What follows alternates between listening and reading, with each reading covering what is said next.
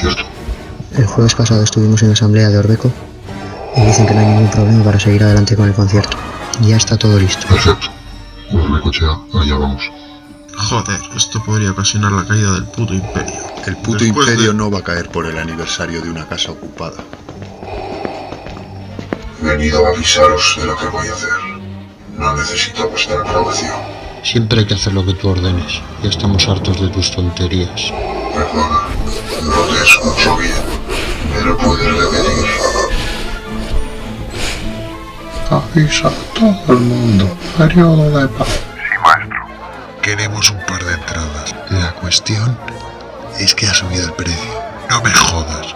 Me dijiste que valían 20 créditos. Ahora valen 40. 40 créditos, 2 entradas. En realidad es 40 por cada una. ¿En serio? Todo el mundo habla de la tregua. Y sin misa no quiere paz. Quiero todas las naves en formación de ataque. Nos acercamos al objetivo, señor.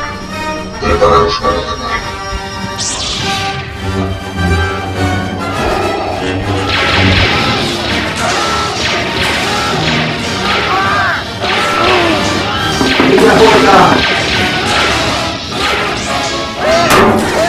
¡Abrid la puerta, joder!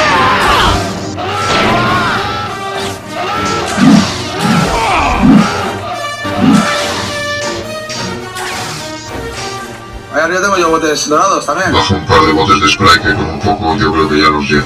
Claro, tío. Perfecto. Esta banda la pago yo. Pero Misha también quiere ver concierto. Una locura. Va a ser una puta locura. Que conmigo no vas a venir. He conseguido entradas para todos. Upa lupa, micho, micho. Ya es mejor bujo de hierbas. Vete a Vamos a ver qué cosa.